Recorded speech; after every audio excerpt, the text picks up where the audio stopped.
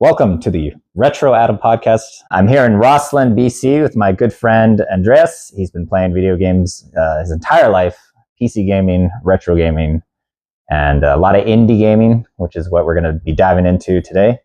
So please welcome Andreas. Yay! Yay! And he brought his lovely cat here. Yeah, Rufus is here too, so Rufus you will can ask be him some questions. Just say meow, purr. We'll ask Rufus a few questions as well, and we'll see how that turns out. But we met in funeral directing college, and we became good friends after that. We talked about video games and retro gaming. We were playing games in college. Yeah. We played Mario Kart. We were probably supposed to be learning stuff, and Yep. And we were like instantly just like on that train, like right away, just talking about games and stuff. But before we get to some questions I'm going to ask Andreas, why don't you give us a little backstory about what you do, what your history is with some gaming, with retro games? I'm a funeral director, like Adam is. I now live in the mountains, so I immediately abruptly left to go snowboarding. So I'm into snowboarding and skateboarding and mountain biking and all that stuff. And the city couldn't provide it for me, so I'm out here now. And then as far as gaming, I've been playing, I got a little brother syndrome, so my brother had game stuff, so I just played his stuff and then kind of developed from there. You started out with Super Nintendo. That's right. Was your first console. So Super Nintendo's first console, brother got it. He bought it with his own money, except my grandparents paid for half of it. And then so I just played whatever games he had. Now turns out he likes a lot of different kinds of games than I do. He likes simulators like SimCity and stuff like that. He likes flight simulators, a lot of flight simulators. Oh, he likes that one too? And I just didn't. And we didn't have a lot of games. So we had maybe a dozen Super Nintendo games, and maybe half of them I liked. So I mainly just would pick one game and just play a lot. Do you remember some of those games that you had for Super Nintendo? For Super Nintendo, there's a three-way tie on Super Mario World, Legend of Zelda, Link to the Past, of course, and Super Metroid. Yeah, Classics. Played those all the time. I still play them like once a year. I'll probably like play and just like slay it because I know every little bit of those games. You play it on the Switch's online catalog. So now I'm playing a lot of Switch because I don't have a PC. So I'm a bad PC gamer, and I don't have a PlayStation or anything like that. So I just have the Switch, which is why I get into a lot of indie games, which I'm sure we're gonna go through that. Lots of indie questions here. Yeah. So you used to be a PC gamer, and then you kind of just transitioned to more Switch console. Yeah, I just didn't have a gaming PC. When gaming PCs got super expensive, I was like, well, I can't afford that. I'm not gonna. Yeah, they are pretty expensive now. You're spending anywhere from like $600 all the way to $1,000 or something like that. Point, get a new PlayStation or whatever at that. But the Switch was reasonably priced, and you can play a lot of really fun games. So that's what I've been doing the last probably 10 years. You don't have to like constantly upgrade the Switch. You can just the games are just there, and you just buy them when they're on sale. Sale. Yeah, always wait for the sale. Always wait for the sale. But like 3 months later, most games will drop by like 50% in price anyway. Except for the Nintendo games, they never drop. They only drop like 30% or something. And it's such a small amount. Like Donkey Kong Tropical Freeze is still $70. A lot of even Breath of the Wild, I think they're still charging $79. But I mean, sometimes it goes on sale to like $55 or something. That's 100-200 hour game, though. There's a lot of content. I'm willing to spend $75, but not on Tropical Freeze. Although I love that game, that was great. But not spending $70 on it. So I got a few retro gaming questions here. We'll go down a few of them, and then we're going to transition to indie gaming questions because you're a big indie gamer. I also really love indie games. So we're going to dive into those questions right after that. And so let's start off with some retro gaming questions here. What's your favorite retro gaming console or system, and why? We touched on that one. Well, I mean, the ones I had, right? Yeah. I had Super Nintendo, and then later on I got PlayStation 2, but I think that classifies as retro now. It's 20 years old. I'd say PS2 is retro. Yeah.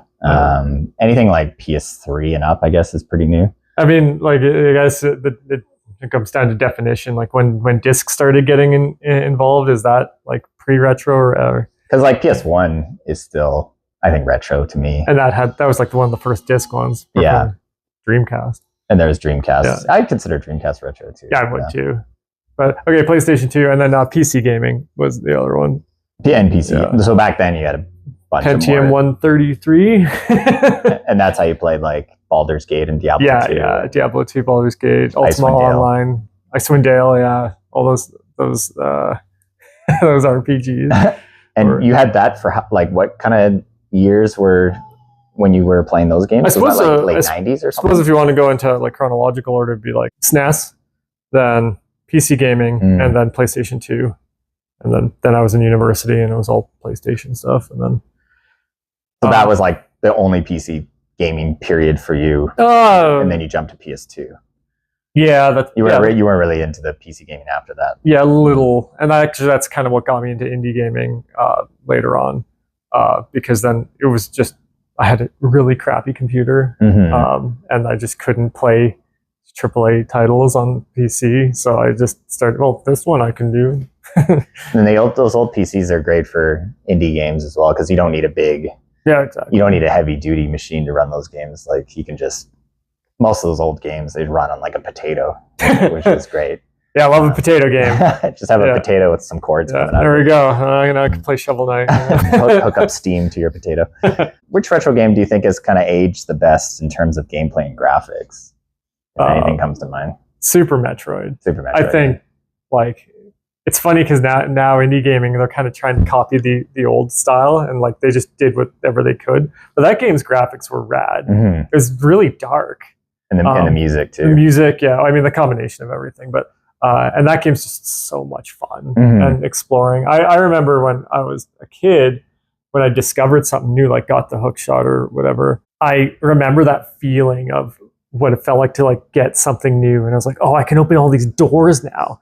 I got super bombs. I can open the yellow doors. In the back of your mind, you're like, oh, all those. And I was just like, I remember exactly that feeling. And I was just, later on, I was just like, oh, that was dopamine. That was just a flat out pure dopamine. And I guess that's, the whole nostalgia of retro games is trying to get that fix again, right? We're little addicts, right? When you're kids, and you're getting those little hits of. Those games are hard too. I mean, it took me a long time to beat that game. So when I did discover something, I mean, I was like little, right? You're like 6 or 7 at the time. Probably, yeah. Yeah, Roof is licking himself. Yeah, attaboy. Super Metroid was a huge one. I mean, there's like every few minutes you get a new upgrade, and it was just unlock another area. Yeah, and they did it so well. The high jump boots and the super bombs and the, oh man, yeah. And all of them were like fun upgrades. Like it did something that like made you so much better. Yeah, they did. Yeah, they did do a good job on that part. I mean, the game's relatively short if you just kind of run through it. Yeah, but if you know what to do. Yeah. If you get stuck in a wall, it takes a while. Yeah, like if you play it for the first time and you're kind of trying to figure stuff out, you're probably playing 5 to 6 hours or something like that. It felt like longer than that as a kid, but I guess not. I don't know. Yeah. My time works different. Yeah. I'd say it'd probably be around that time. But now people are speedrunning it and they can beat it in like less than an hour or something like that. It's wild. Which is, mind-boggling. I'm not a speedrunner. I respect it. Like, the Mexican runner is an incredible gamer. It's so fun to watch him play. Yeah, there's a bunch of speedrunners that are just insane. And what do you think, like, same with like Zelda and Mario, the same kind of thing? They've kind of... they're great. Like, they've aged well. Like like Link to the Past. I mean, now they're doing like a lot more top-down Zelda, or even like copying Zelda type games, just to kind of get that Link to the Past feeling. Because same thing. You get new items. Like, oh wow, that's cool. I also like those games because they're really fun and just like exploration. Because like the ice wand, you didn't need it. It was useful for some bosses, but it also wasn't in an area where you had to get it. So you could totally miss it, but you had to explore to go find it. Yeah, some of those extra items just for fun. Yeah, they threw them in there. I think Cape was one of them, and that one that spins around you. Nobody ever used it. But yeah, I think there was just like a couple parts where I remember there being a spot where you needed to walk across spikes, and then at the very end you had to lift up a big piece. And I don't know if you needed the cape or the one that spins around you. I think that's where you get the one that spins around you, because okay. like once you get there, you have to have so many hearts to get to it because you get injured as you go through, and then once you have it, then you can go back without dying. Yeah. So there's like a couple parts puzzles, I guess, that they tried to incorporate a couple items, but you didn't need them. I can't really think, and the dozens of times I've beaten that game, I can't think of a time where I'm like, oh, I'm glad I had this, you know? Yeah, exactly. And then same with Mario World, same kind of thing. Yeah, I mean, I only recently discovered a whole area I didn't know about in Super Mario World, in that bridge level. I didn't know you could go down. Go underneath the bridge. So I didn't know that. I actually heard someone from school tell me about that. They're like, yeah, you could go under the bridge. Because I didn't know how to get to, there's like another level you could get to if you do that. Go under the bridge. And yeah, that's right. And then I was like, how do you get to that area? And someone at school told me, oh, you got to go under the bridge. Because whenever I beat it, I always got like 97. I was like, shouldn't it be 100? I beat all of it. Like, no, you missed some. That was like recently you found out about that? Maybe a couple of years ago, yeah. Oh, really? Yeah. And then sure enough, you tried it and you were like, whoa. There it is, yeah. I mean, when I was a kid, I didn't know about the whole like Star Road one where you can go into the middle of it. And then if you beat all those levels, you can, all the Koopas are Marios now, right? They switch over to like the masks or whatever. Yeah, exactly. And the colors are different too on the world map or something. Yeah, I don't like it. Well, maybe that's just because I'm used to the other one. I didn't like it. And then when somebody told me that, I was like, bullshit. Yeah, that's like another cool thing you could find out later. Like going under the bridge or like go the Star Road and stuff like that. Can you recommend any lesser known retro games that you think are hidden gems? Does any come to mind?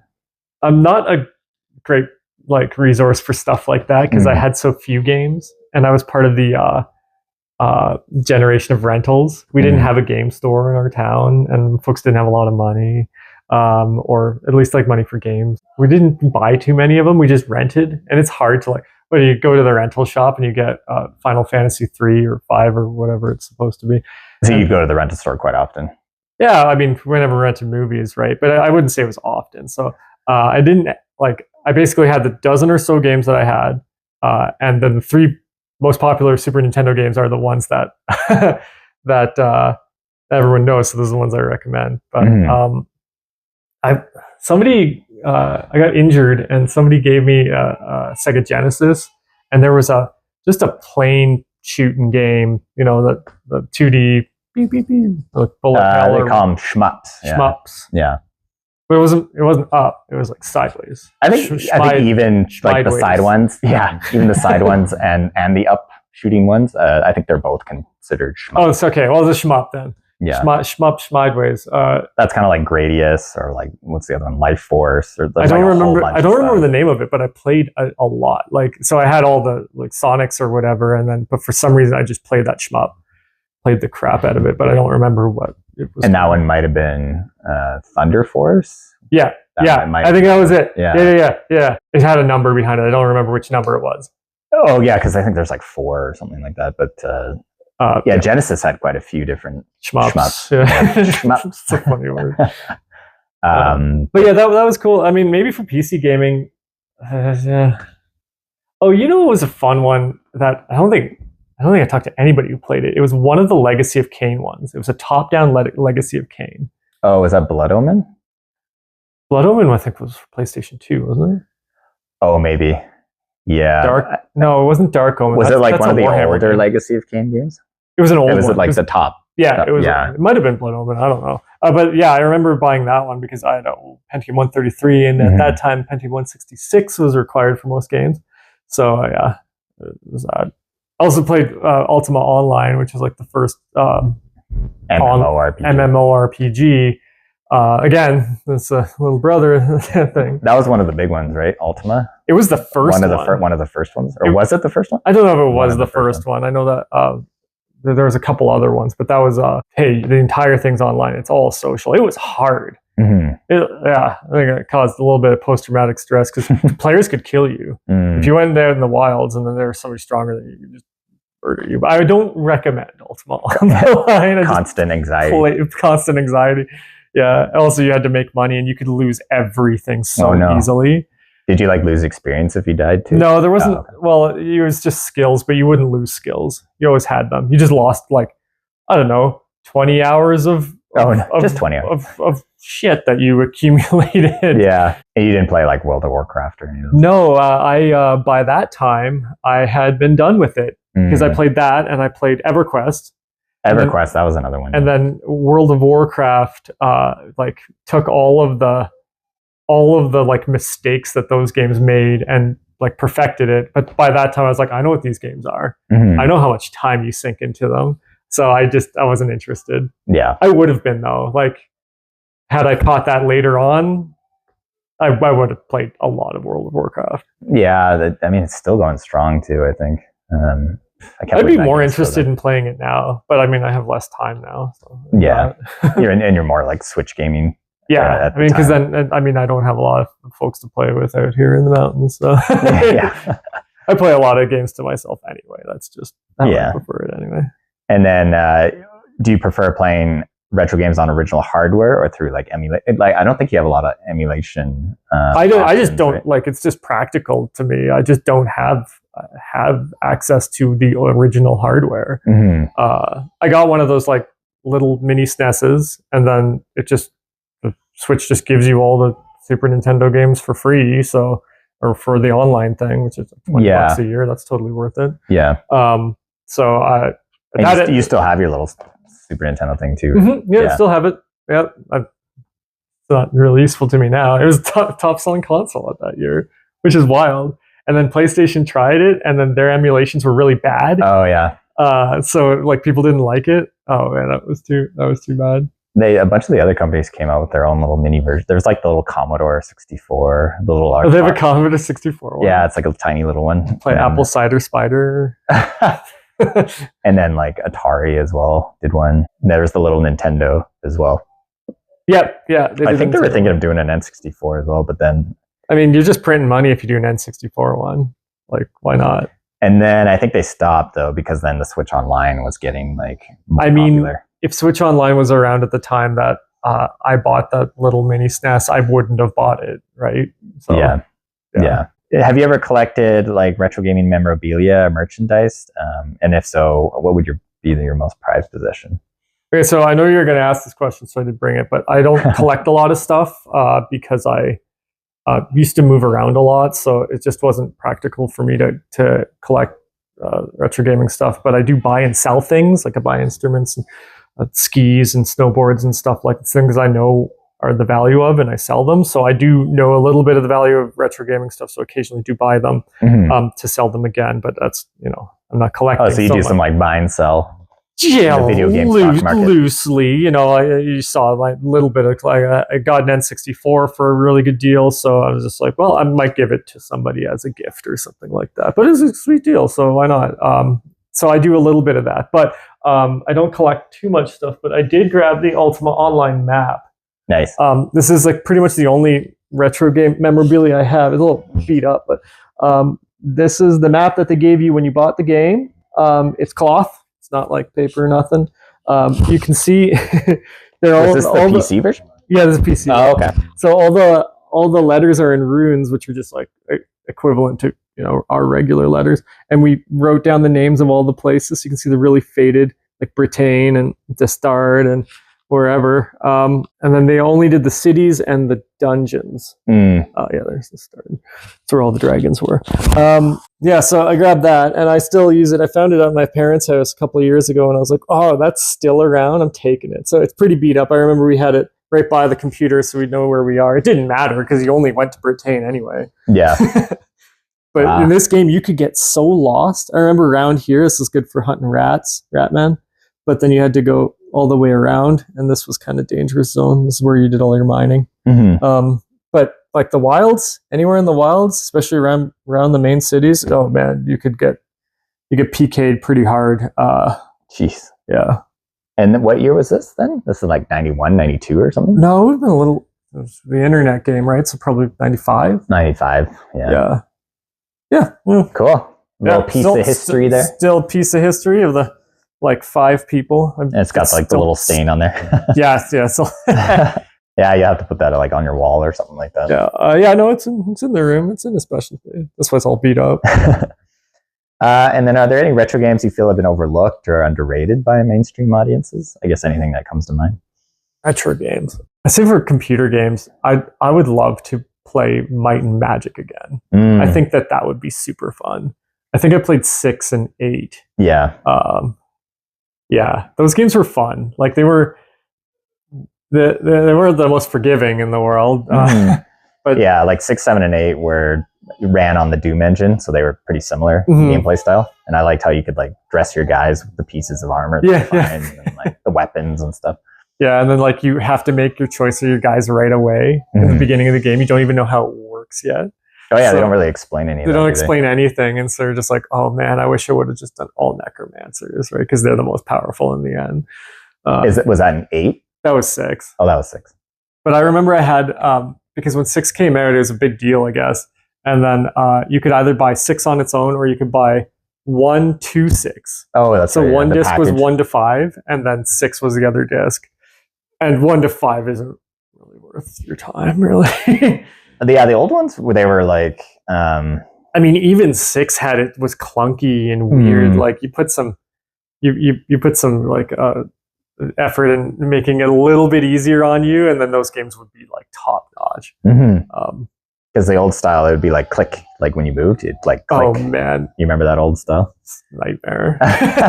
It's a little too old school. That system though of like you're in real time, and then you see an enemy or whatever, and then you can like just hit spacebar, and then you're ready to go into turn-based mode. Or if you're just like, oh, there's too many of them, you just run away and get pegged by arrows or whatever.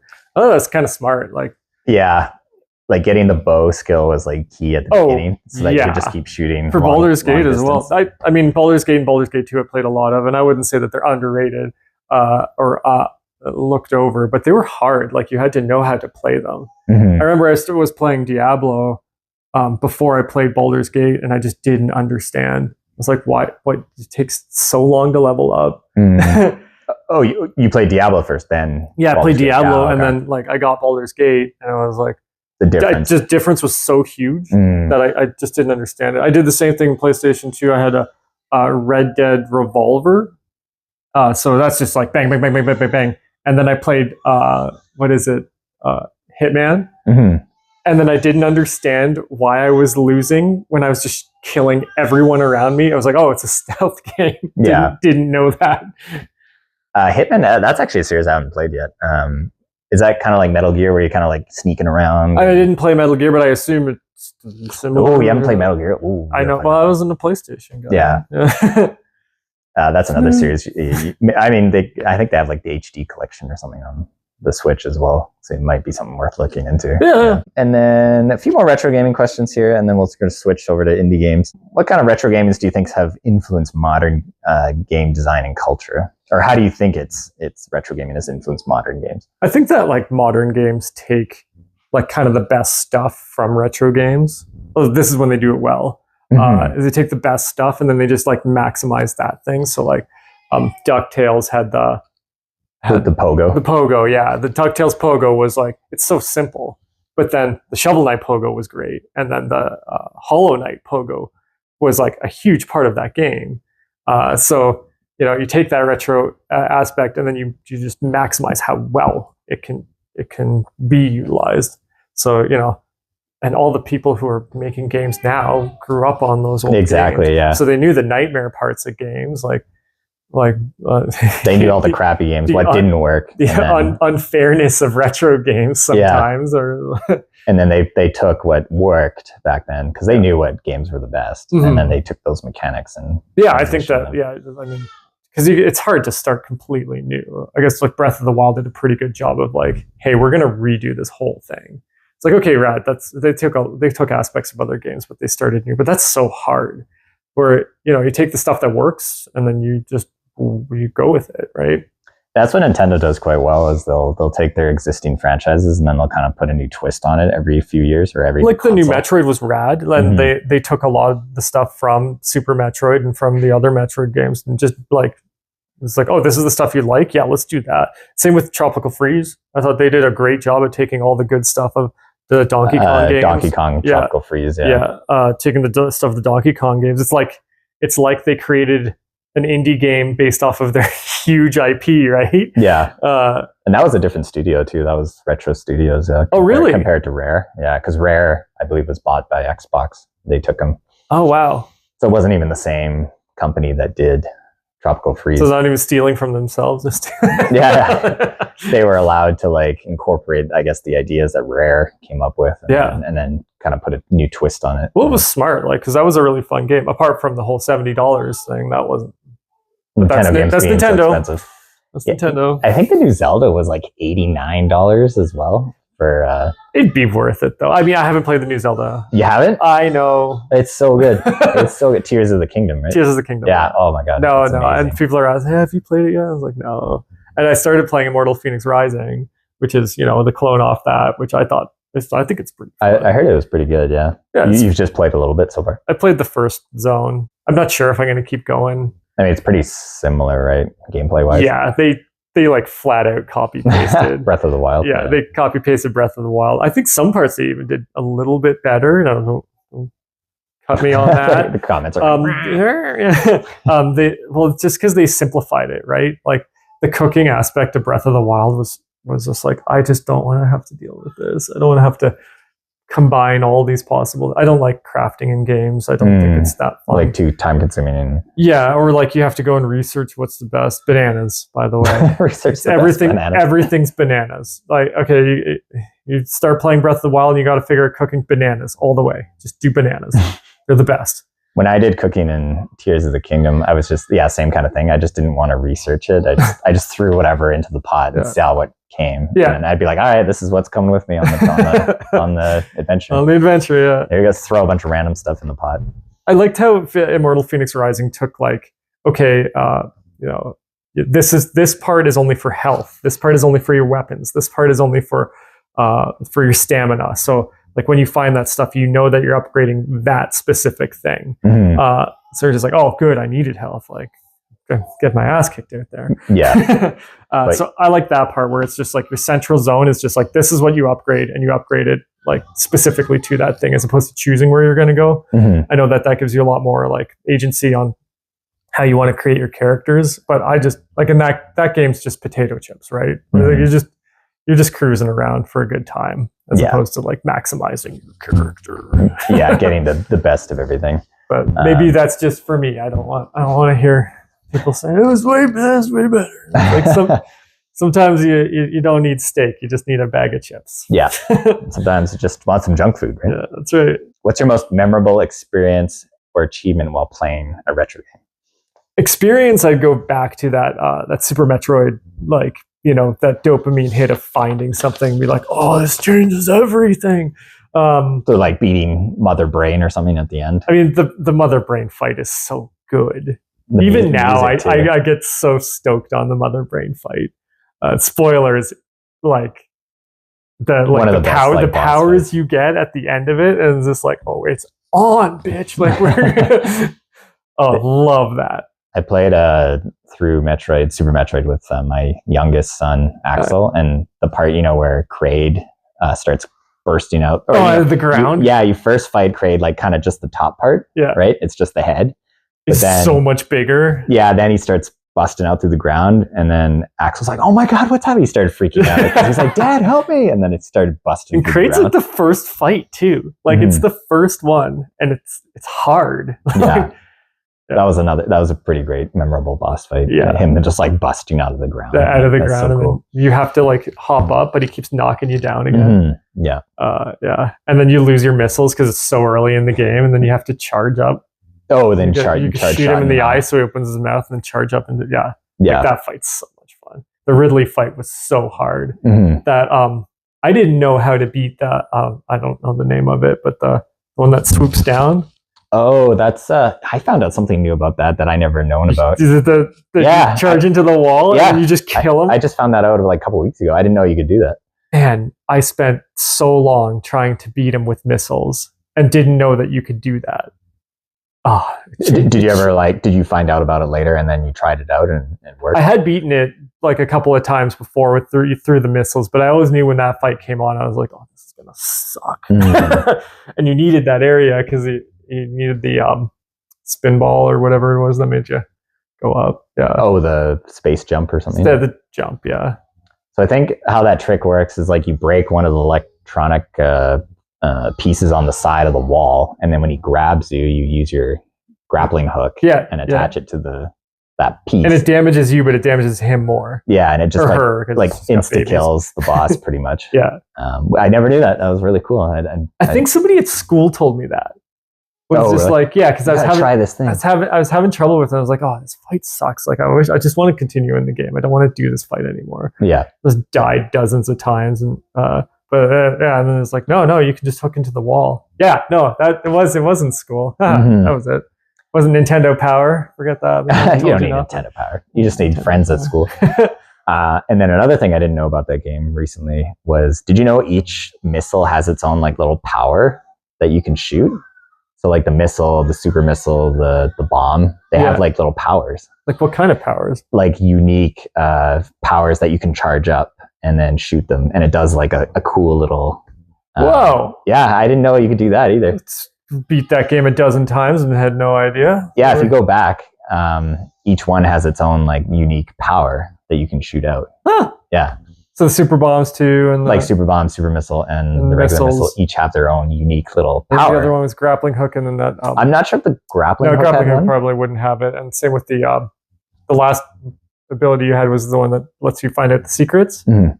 Oh, and if you take off certain, you can take off certain weapons, so like ice or like the phaser. Or stuff If you take those off, you can change how each one. That I did. Oh, you did. I did that all the time. Yeah. So each one of those has their own power. Because I got annoyed with ice. Like you figure, you want to maximize them, you use all of them. But I got annoyed with ice, and then I found out it's like, what's a wave beam do on its own? So it goes through walls, right? So you get the wave beam with the missile, and then each has their own power, which is so cool. Whoa! Yeah, check it out later. We're learning stuff here on Retro Adam Podcast. New Super Metroid like things I didn't know about. Yeah. No way. That's super cool. And you probably knew about how you can like get your health back if you use up all your missiles and stuff. You can turn into the morph ball, and then she gets her health back. Have you seen that one too? No. Yeah, you do like a button combination, and then she turns into this she morphs into something, and then your health regenerates, and it uses up your missiles to heal yourself. Whoa! You can do that too. Oh, that would have been useful when I was. yeah. But the cool little things like that I didn't know about.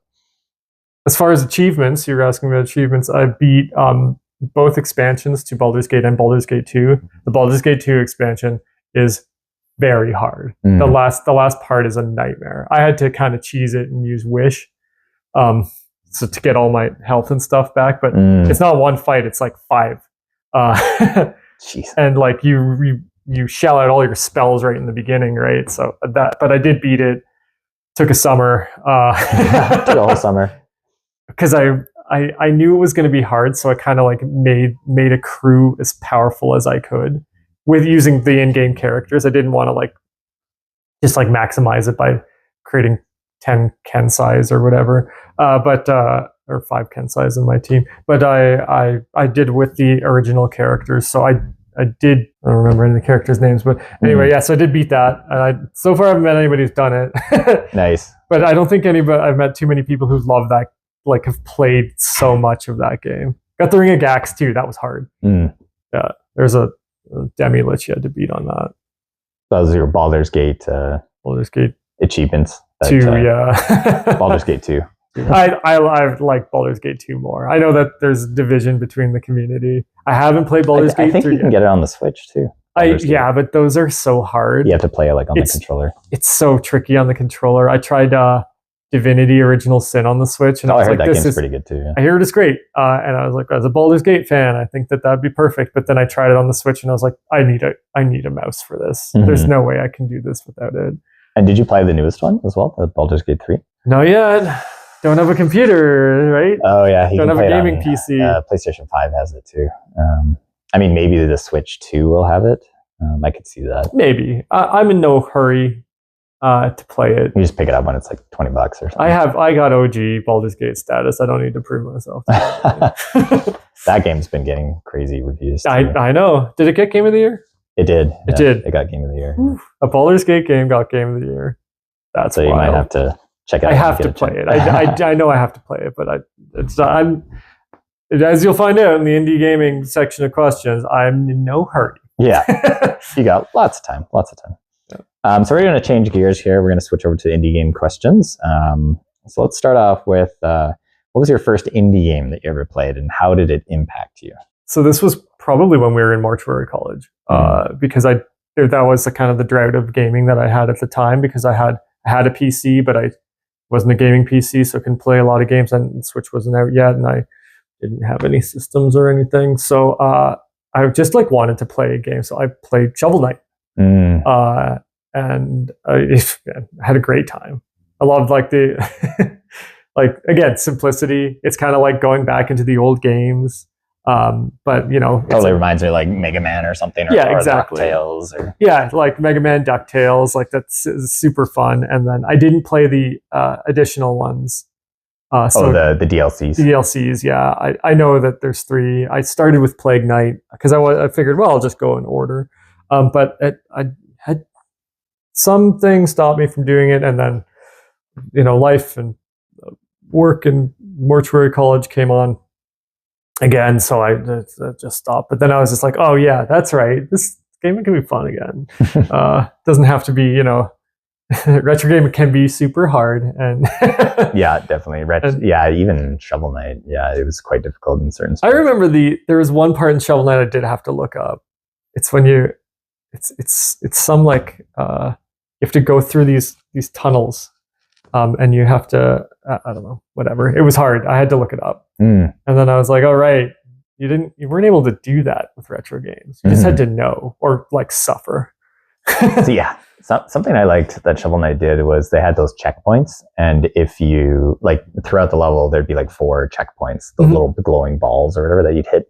But if you broke them, you'd get like a little extra, extra incentive to break them. Yeah. And then, but if you died, then you lose it all. Exactly. Yeah. So they incorporated cool little systems like that to incentivize getting rid of the checkpoints and just playing through the entire level without dying, which I thought was pretty cool. I should really just play the Shovel Knight again. That's a super fun game. And they had like all those achievements and stuff too in Shovel Knight. Yeah, like, try and beat a level. I didn't know that was a thing. I didn't know you could get achievements in games, because I had university, we played a lot of Wii. But then I just stopped playing games for a while. Probably just life and stuff. Yeah. And I was traveling a lot. Yeah. So I mean, I had like Nintendo DS, so I could play some games, but for the most part, nothing where I would be seriously playing. And I'm as you probably figured out, I'm pretty much casual. Like I don't want to put a lot of effort, but I always played games, right? Like they're always kind of in the background, and I always get. I have a different hobby every couple of years, right? Whether you're playing the banjo or the guitar. Learn to play banjo over those years. And then then I got into mountain biking. Now I'm into skateboarding, and so that's taking up a lot of my time. So the video games are more like if it's raining or something. It's always kind of been there, right? Like video games are always there. And like my kind of obsessive nature, as you can tell by all the random stuff that I know how to do, I would usually just pick one game and just get really, really into it. So Baldur's Gate's not an easy game. You usually do. Like you kind of focus all your mental energy. We're going to talk about Hollow Knight a lot, and I was like, focus a lot of energy on that game. Yeah, we're going to go into that one. Yeah. And which indie game developer do you admire the most, and why? Is there like a particular indie game developer? I don't know who the developers are. I guess unless you've researched like who does what. I guess you could say which gaming developer has kind of like done I guess that'd be like Yacht Club Games or Yacht Club was rad because they were just like, we're going to make a lot of money on indie games. I was like, no, you're not. Nobody does. Nobody makes money on indie games. But then they killed it. Yeah. And they killed it. Yeah, they did a great job. I think it was a Kickstarter at first too. And I guess Team Cherry for Hollow Knight, but then now that's a touchy subject, right? Because Silksong hasn't come out in like 20 years, so everybody's mad. Yeah, still working on that one. Did they do any other games in the meantime? The Hollow Knight people? Yeah. I don't think so. I think that's kind of like their only big game right now. You know Silksong coming up. Who did Guacamelee? I think they're fun. Like those guys like they obviously love the games, and they like put in a lot of jokes in them and whatever. Did they do that swiping? I forget the Severed. Did they do Severed? Oh, as I well? thought you meant like Fruit Ninja. Oh. I think Guacamelee and Severed, they might be this because I remember they having the same kind of graphic style, kind of that like artistic. Because I remember you were raving about Guacamelee a lot. I looked up some screenshots and Oh, Guacamelee is a blast. Actually, I want to play that with the wife. I think she would really enjoy it. Is it like a beat 'em up or something? Metroidvania. Oh, it's a Metroid. Yeah. Okay. Castlevania also a great retro game. Love the Castlevanias. I didn't play all of them. I didn't even play the best one. What was Symphony of the Night? Symphony of the Night. Yeah. I played the one afterwards. I want to play Symphony of the Night bad though. I don't know how to find it. Yeah, I don't know what you could play it on. You can't download it for Switch because I think it was a PS1 game. It was a PS1 game, which is wild. It was a 2D platformer Castlevania game on when everybody was doing 3D stuff, and they crushed it. Like they made like the perfect game, and I still haven't played that one. You can play it on phone, I think, too, but it's like the touch controls, and it's like $3.99 or something. What? But yeah, you play it on your phone with touch controls, which would kind of suck. No, I wanted to come for like 3DS or something like that. That'd be perfect. Yeah, I'm trying to think what other, like it was on PSP as well, and then you can play it on the computer, but otherwise, it's not on Switch. That's right. Yeah, I mean, to your question, I don't know really which developers are making what. Because they usually make one game and put all their stuff in. I guess like the guys that made Cuphead, like they obviously put a lot of care and love into that. That's a really game. unique styled game. Yeah. Whatever they come up with next, I'm gonna be stoked on. So the guys that made Blasphemous, that Spanish company or Australian, I don't know, whatever. Oh, that's a really good one too. Like that was good Metroidvania. I play a lot of Metroidvanias. But yeah, I mean that was rad. I still haven't played Blasphemous 2. I will. That game was dark. Mm-hmm. I like dark stuff, and even for me, I was like, even for you, you're kind of like, it's pretty dark. Yeah, you're like, ooh. Is there any like underrated indie games that you can think of that more people should play? I guess maybe Guacamelee. I wouldn't say it's under. Like people love Guacamelee. Oh, okay. It's great, and Guacamelee too.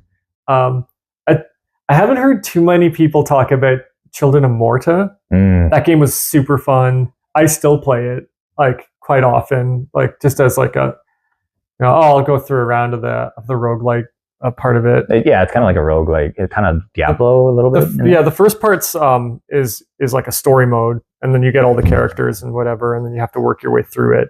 But you do increase your skills and stuff, and then if you beat that, then you get the roguelike mode. And I do the roguelike like pretty regularly. I'd play the full game again. But I just have characters I like, and so I wouldn't want to like develop the other characters. Like I play the chick with the bow all the time. She's my favorite, and the one shoots fire. I think she's cool. She shoots fire. Oh, okay. That character, yeah. Well, those two, I think that they're rad. But it's kind of cool because you have like every character's got a style, and like you definitely get driven towards this style of play that you like to play, and it's very similar to Diablo. I love Diablo, Diablo 2, Diablo 3. Yeah. Diablo 3. I got annoyed with Diablo 3 because like Diablo 2 was such a good game, and then the story of Diablo was just wild. It was so good. Like I wanted the first more. one and second one story. Yeah, the first one and second one. Oh, okay. Mainly the second one. Like the cinematics in that story, I was just like, this is so good. Like the Primeval is mind blowing. Yeah, was so good. And then I was like, okay, Diablo 3, rad. Let's play this. And then there was like no story. I mean, there was story. It just wasn't nearly as engaging as I wanted it to be. Not saying it wasn't engaging, but there was a point where I was just like, oh, who's this boss? I was like, Adria. Wait, Adria? Like the witch? Like the witch in the first one? They could have developed that way better. Oh, they just kind of like just pulled from the old game. Yeah, it was, oh yeah, you guys like old stuff. Here's Adria. Yeah. I was just like, but you didn't build it. It's just like, this is your boss now, and I killed it in 2 seconds because that game was super easy. It's quite easy. I play the Witch Doctor, and it was like there was very few bosses that in normal mode that I couldn't like accidentally beat with my pets. So I was like, this game I just found it boring. Mind you, this was like, I know they did 100 updates on it. Did you play it on the Switch? No, I played that on PC. Yeah. Oh, so you had a computer good enough to play Diablo 3 then? How did I even play that game? That's curious. Yeah, you must have. I played it because that game came out in when did it come out? Came out in 2012, I think. 2012, 2013. That's no. There's no way you had I know how I played it. I do have a computer that can play like probably a game of that age. Now it probably can't because I don't know what's wrong with it, but it's all messed up. Yeah, and I think me and Brett were playing or we're talking about it. And Brett like was just like, oh, they got new Necromancer mode, and I was just like, Necromancer was my favorite character in Diablo 2 anyway. But and did you play the Necromancer and when it came out? No, I played. Well, I did later, but I mainly played the Witch Doctor. Zombie Wall was super fun. Summoning the like Zombie Wall. That's an like that's innovative. That's really fun and like a wall of zombies. It's wild. Yeah, they had some good stuff in there. Yeah, I also liked his accent. It sounded cool. Yeah, I like playing all the characters in that actually. I haven't played 4. I don't know if it's any good. I haven't played 4 yet either. Yeah. It seems good. It looks good. They went more back to like love that style. Blizzard got like laughed at for how cartoony 3 was. No, for having 4 originally as a or Immortals was it? As a phone game. They made fun of the phone game. Yeah. And then like boo at their own event. They one of the people in the crowd stood up and they're like, is this a joke? Yeah. Is this an April Fool's joke? And then they were just like, well, you guys don't have phones? And then they're all like, yeah. And I know phones are big in the Asian market. It's like phone games are huge there, and I know they got to make money. But Blizzard makes like 5 good games and then just runs them through the mill, right? Just like, milks them. Yeah. Like Overwatch and stuff like that. They make good games. Like like the Diablo series, great game. StarCraft, Warcraft, World of War. Like all the games that they play are like good. Even the card game that was rad. Oh, Hearthstone. Hearthstone, yeah. You played that one too? A little bit. I didn't pay for anything, and but yeah, Hearthstone was good. It was fun. I think might be on Switch as well too. Is it? It might be. Yeah. I don't want to play card games because I don't think it's a very I don't think it's a very like graphic intensive game either. Yeah. How do you discover new indie games to play? Is it mainly like on the Switch store? Yeah, Switch store on sale. On sale. Yeah. On sale. I bought Hollow Knight on sale for like $10, and I've shelled hundreds of hours into Hollow Knight. But I usually wait for them to be on sale. Did you kind of like hear about how good it was before buying it too? Hollow Knight, no, I went into that one blind. Oh, that was completely blind. Completely blind. Oh, okay. Yeah, I went completely blind and got obsessed with it. And then you hear stuff like I heard about Cult of the Lamb, and then when I played that, I had people recommend Salt and Sanctuary, which I played a little bit today. Very good game. A very good game. I love Salt and Sanctuary. Never played it before. I obsessively played that like a couple of weeks ago. But yeah, I usually just either hearsay or it's on sale, and I was like, I'll give it a shot. I used to go and then I do watch a couple of YouTube channels where people recommend games, and I was like, oh, that seems like kind of up my alley. Oh, so you might have seen some stuff on YouTube. Yeah, people talking about the Guacamelee is a good example of that, where I would have probably never got that game because it looks ridiculous. It's super fun. So but mostly on sale. But I've been recommended The Binding of Isaac by many people, and because I'm cheap. I'm not buying it until it's on sale, and it's never been on sale. Because right now it's like $50 or something, right? Yeah, it's $50, but I know I'm gonna love it. So I will eventually play it. But you'll get to it. Yeah. Word of mouth is a big one too. Fred West, who might be on the show at some point, he recommended Dead Cells, and then I love Dead Cells. It's super fun. I had a great time. I still play. I still haven't beat it. But I still, again, that's one of those ones who's like, got to be somewhere in an hour. I'll probably do a couple of rounds of Dead Cells to remember how to play again. Yeah, I played a little bit of that one, and it seemed quite hard. I guess. It's hard. I guess it's fast. It's super fast.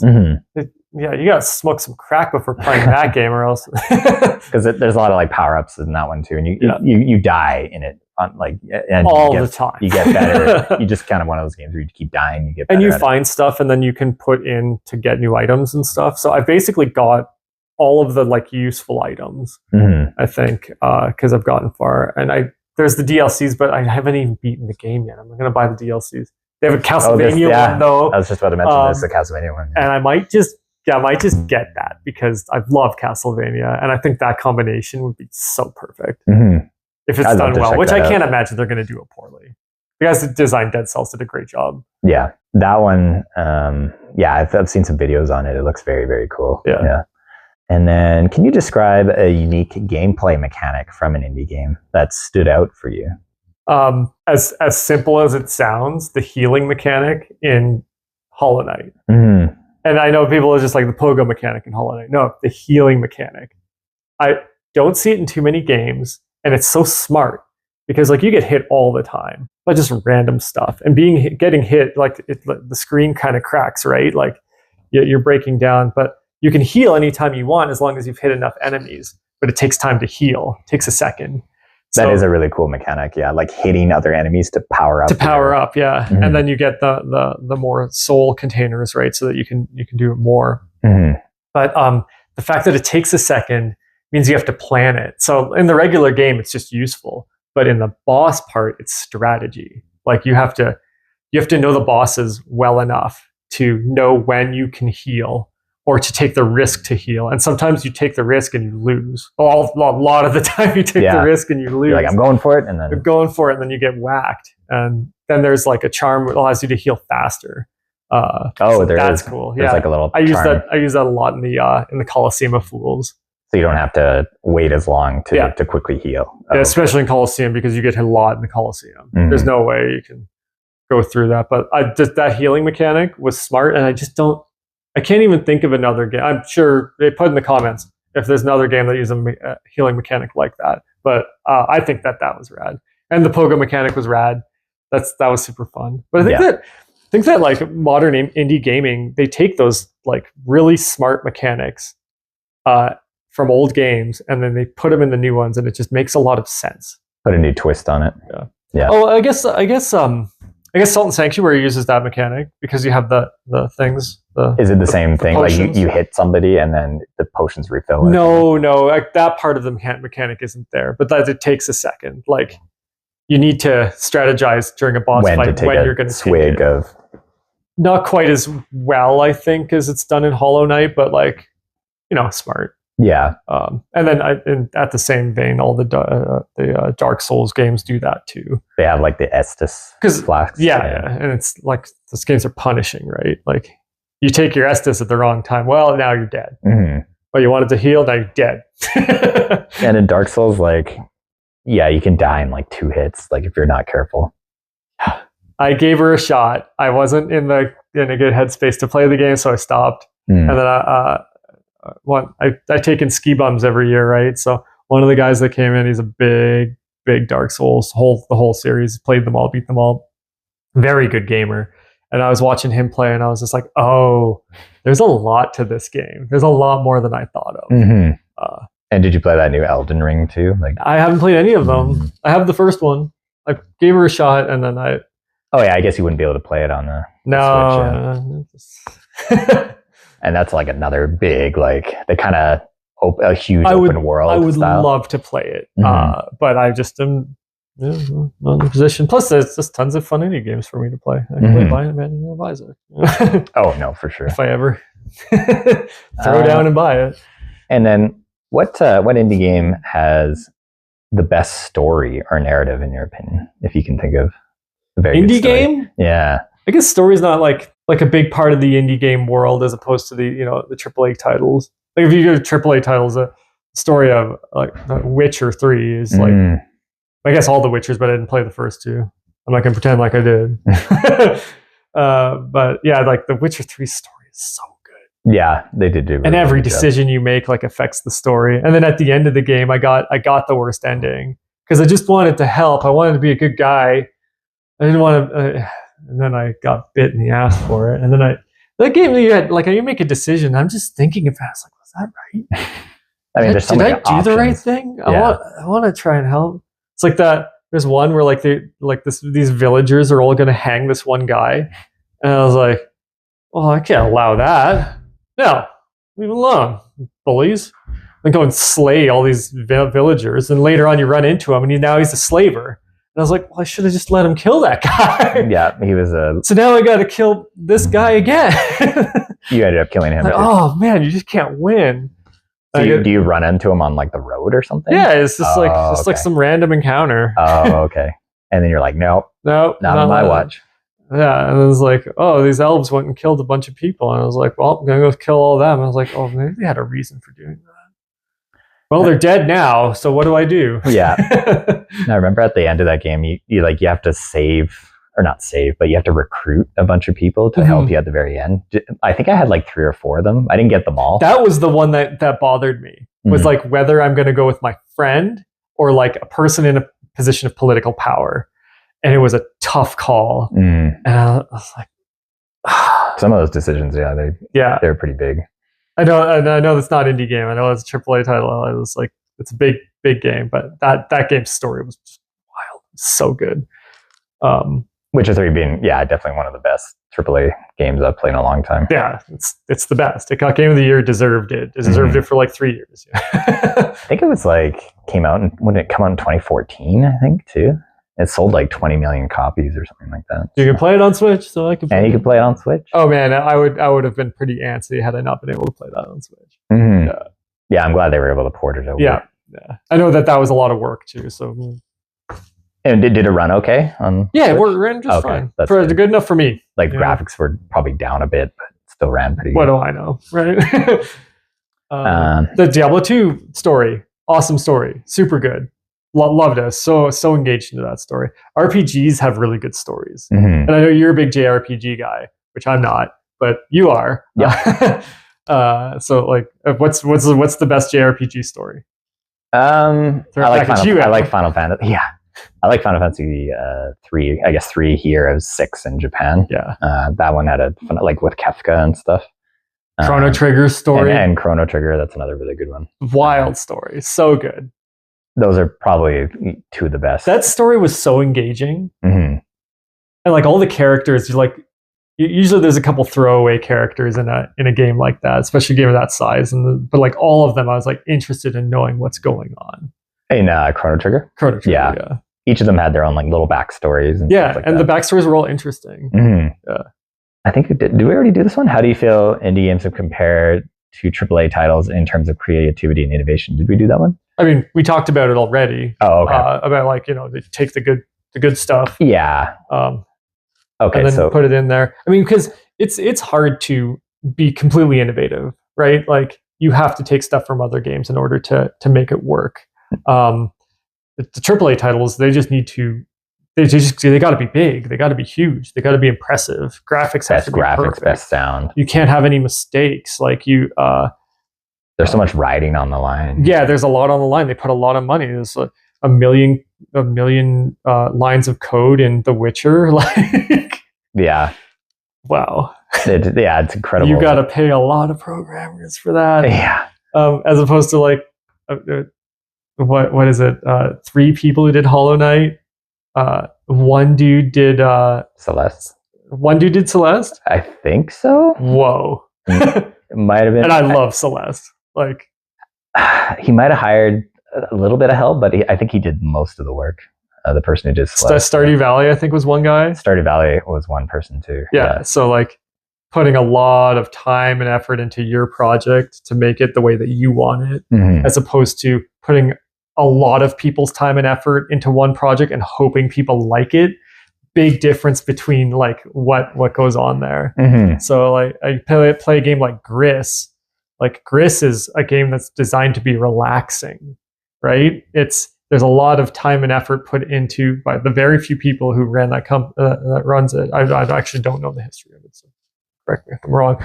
But like they wanted a game to be relaxing, so they put a lot of time and effort into that. But like you can't get a AAA game that's relaxing.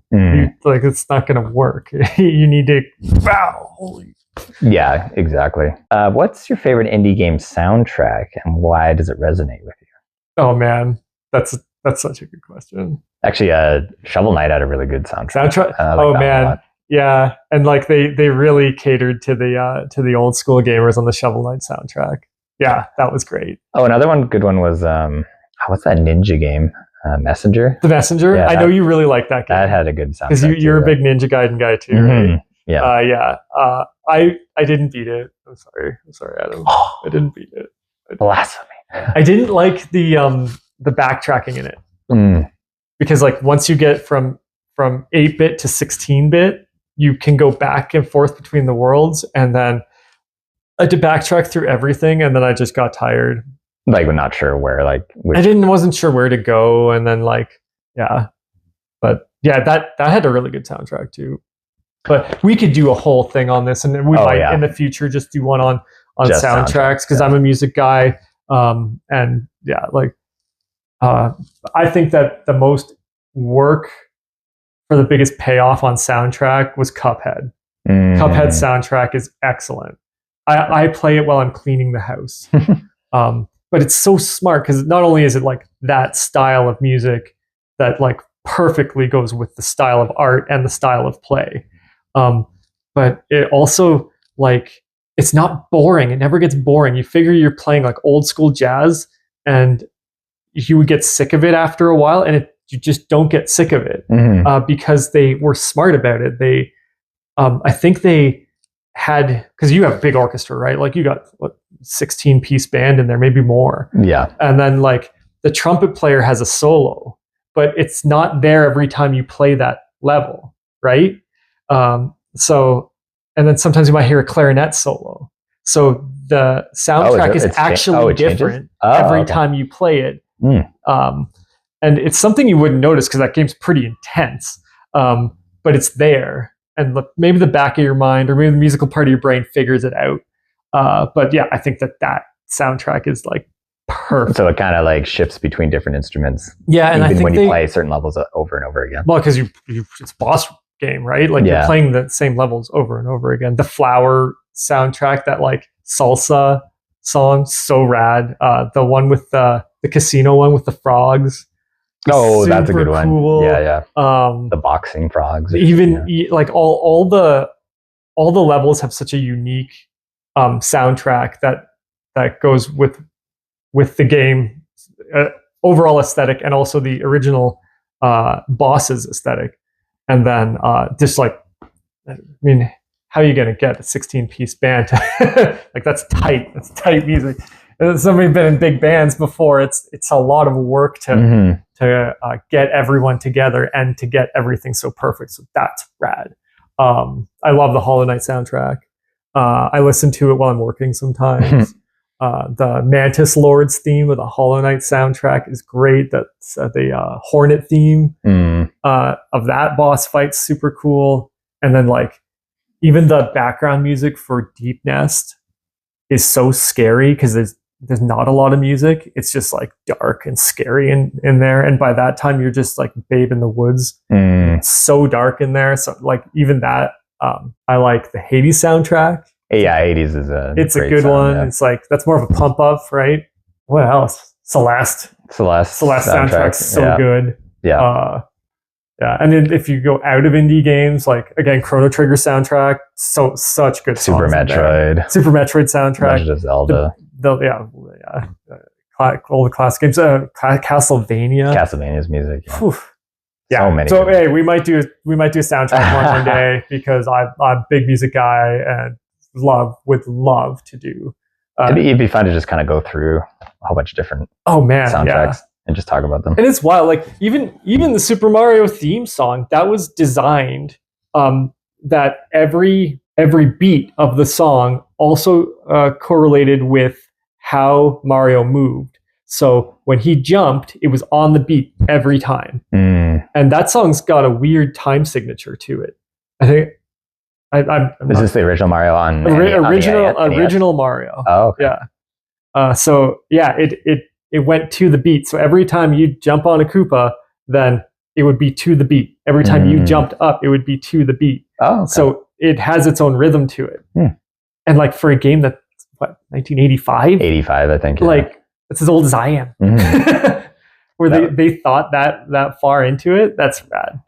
That was Super cool. Koji Kondo. He did a bunch of soundtracks. Absolute genius. Yeah, he did a lot of the Marios, and he did a lot of the Zeldas too. Actually, yeah, which is impressive. And the guy that did a lot of the Final Fantasy themes. Oh, Nobuo Uematsu. Yeah, and his band, his metal band. Yeah, his Black Mage metal band. Yeah. Was it the Black Wizards of I think it's called like Dark Wizards the Black of Destiny? Mages or something. Yeah, oh man.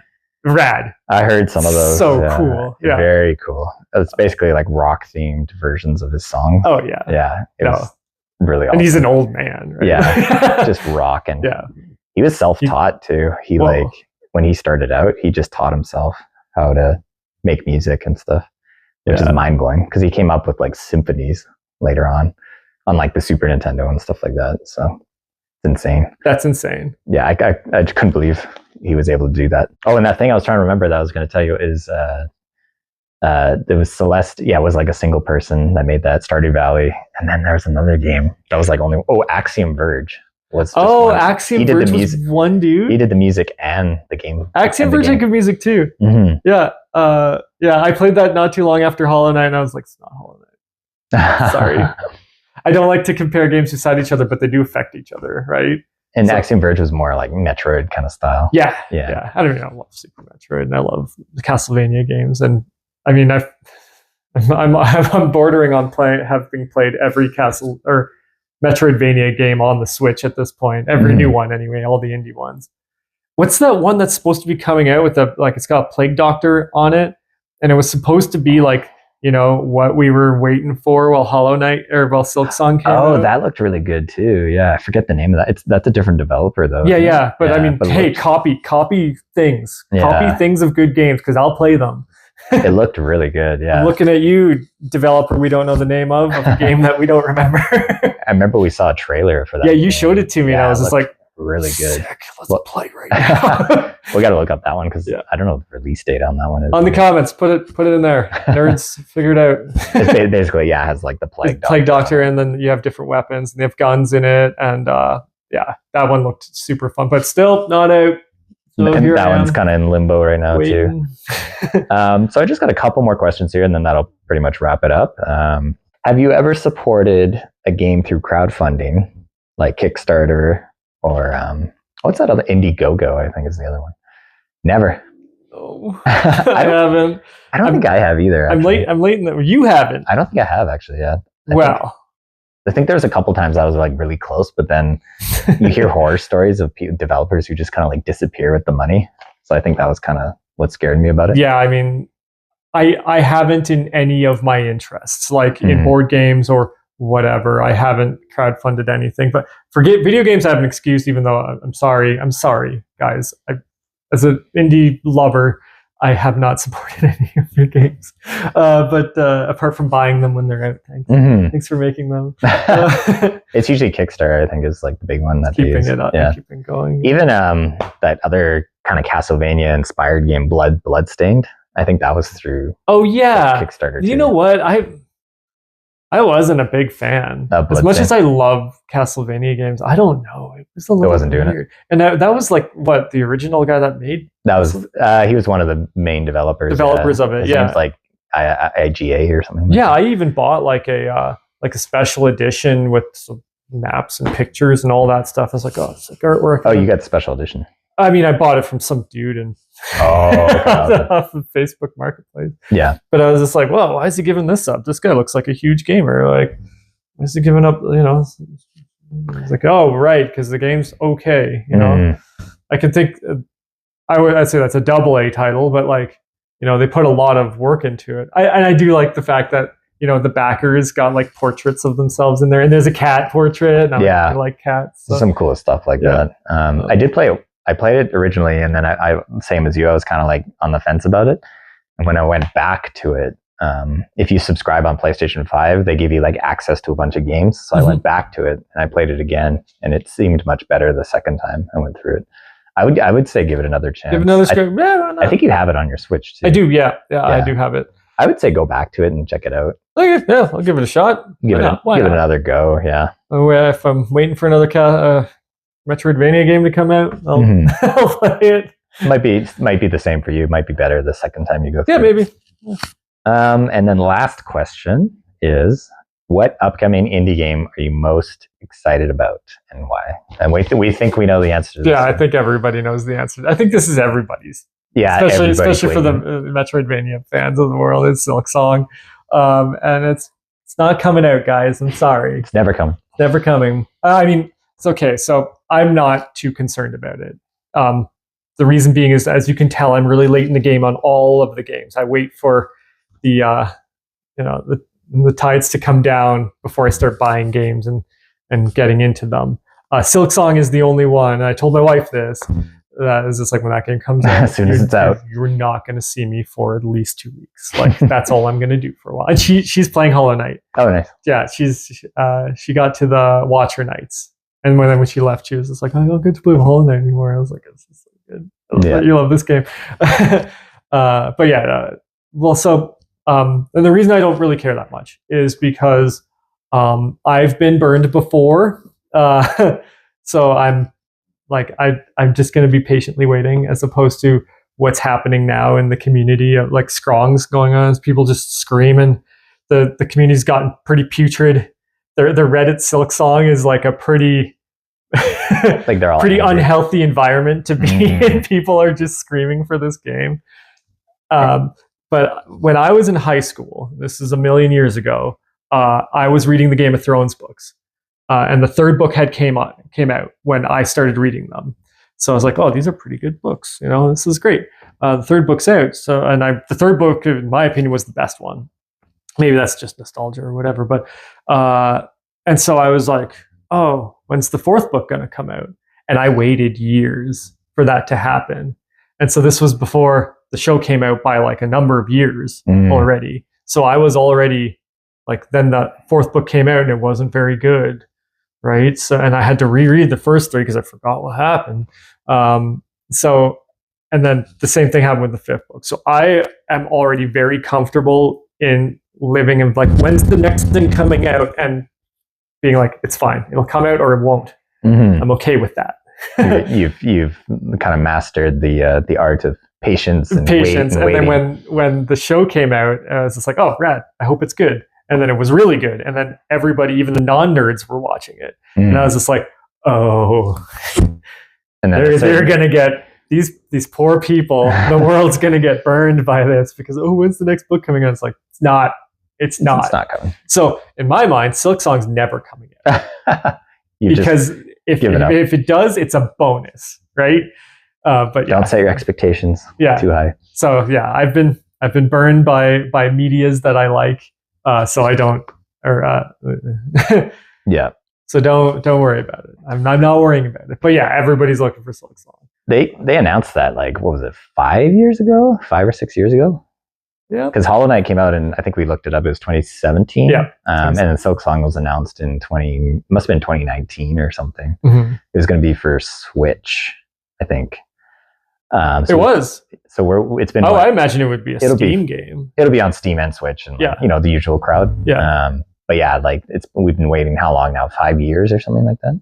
I haven't been counting. Yeah, I think it's been about 5, and no updates. Like I don't even think any new trailers have come out either.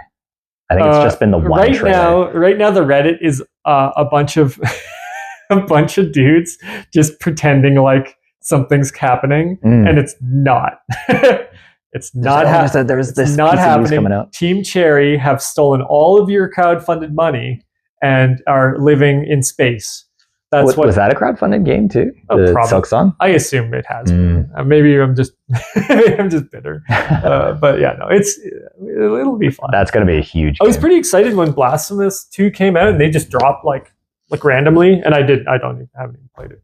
What else? What are also good ones coming out? You know of any? Of indie games coming out? Yeah, what are you excited for? I don't know. Aha, you're on the gun now. Yeah, I am. Yeah, indie game wise, like I wonder. What are some big ones? You're probably maybe not indie games, but Octopath 2. You'd probably be into that. Yeah, that'd be something I'd be interested. Oh, Nintendo Direct, they did just come out with a few new game announcements. They're kind of I like those style games where it's like pixel with the HD 2D. I like those style games, like Octopath.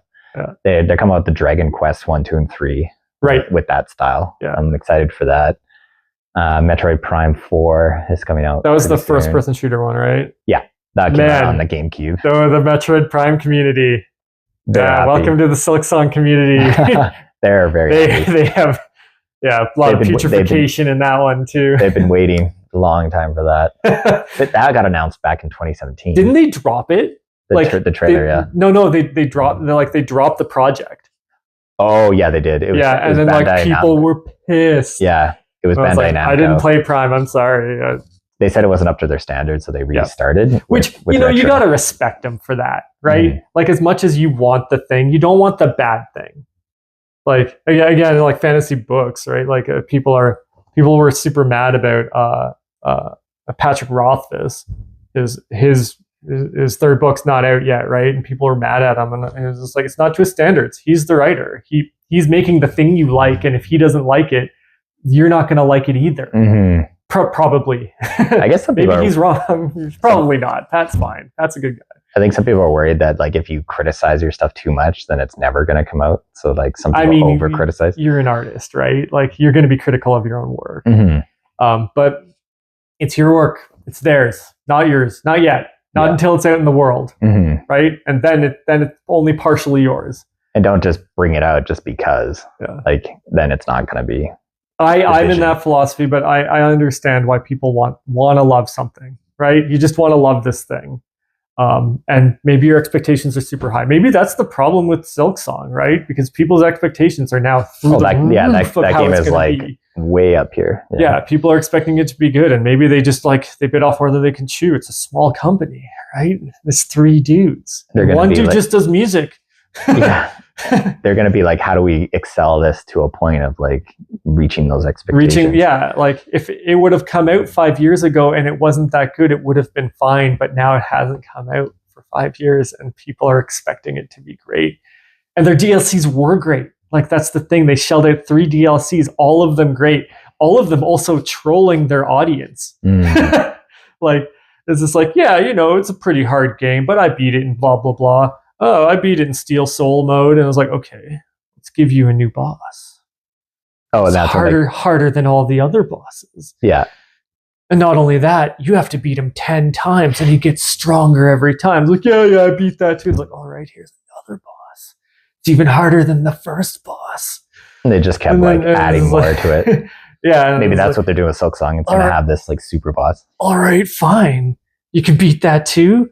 Well, how about all the bosses in a row, and they're harder, and we take the hardest boss from that game and we make that even harder, and you only get 1 hit. So I don't think it, and then you can nerf yourself now. Oh man, they're just trolling the audience. Wait, were you supposed to equip 3 things that make you weaker or something? 4. Like 4 things that make you weaker? So yeah, how this works is that and sorry for all the people who already are fans of the game.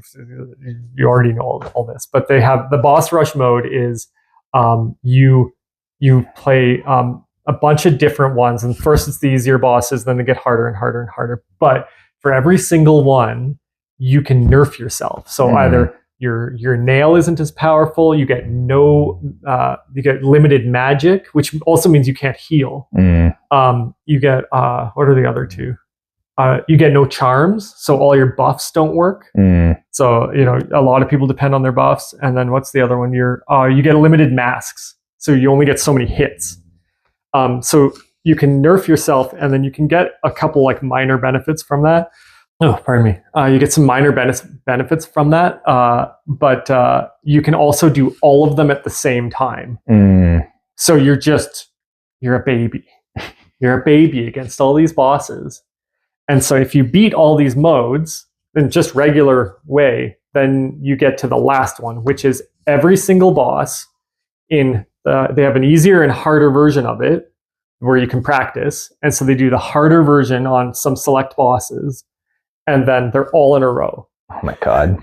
And then they give you a new one at the end, which is Absolute Radiance, which, I mean, we were talking about retro games being tough.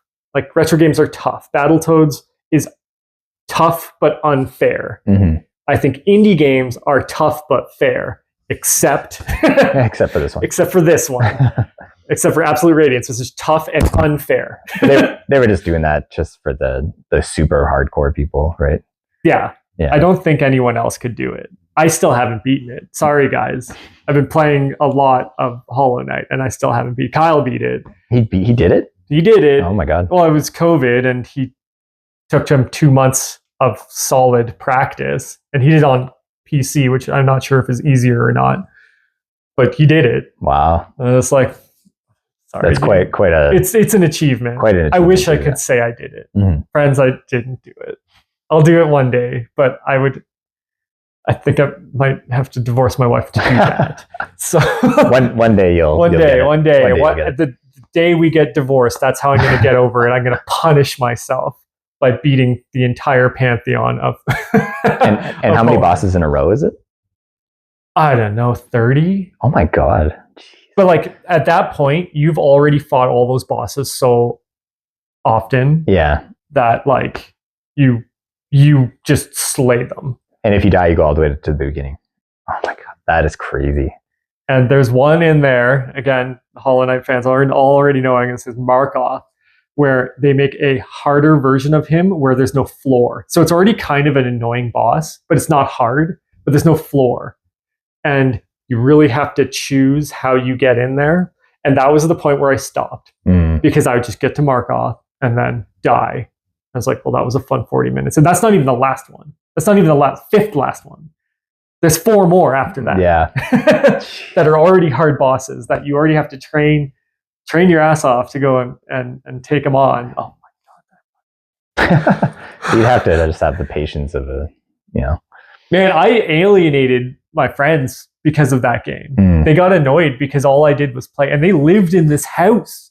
We were all ski bumming together, and then I would like after a day of skiing, oh, let's have some beers, and I just play Hollow. It just disappeared. It just disappeared. I'd be in the room, and then they ask me a question, I'm completely focused, not blinking anymore. Sounds like that was another reason I had to stop. It's just like I'm destroying myself with this game. Sounds like the game did a number on you. Yeah. It's a good game. I still love it, and I still go back to it. And then when my wife wanted to start playing it, I started playing it again, just the regular story mode. And I beat it in the. It probably just felt so nice just to play through it. It was very relaxing. I find the story mode of that game relaxing, which is hilarious because the game's super hard. Yeah. But hey, we could do another whole show on Hollow Knight. Just on Hollow Knight. Just do Hollow Knight. Do Hollow Knight and then all music one. And yeah. Well, I think that pretty much wraps it up. Thanks, Andreas, for being on the show. Yeah, thanks for having me. We had a good talk, and next year when you come visit again, let's do the music one or do something else. yeah, we'll do another or we'll play a game or something like that. Oh yeah, well, with Zelda randomizer, we'll do something like that. Oh, dude, that'd be fun, right? Yeah, like the Fast Randomizer. That was so much fun. Wasn't it fun? It was so much fun. I never did it. Yeah, that was new for you. That was new for me. Yeah, like you knew the randomizer, but I know that game out like the back of my hand. So it was like a perfect team. We played for like 8 hours or something. That was a lot of fun. That was like the whole day. And then that was a whole day. He came over, drove 7 hours to get here to play 8 hours of Zelda Randomizer. It was awesome. It was awesome. But we'll catch you guys next time. See you later. Peace.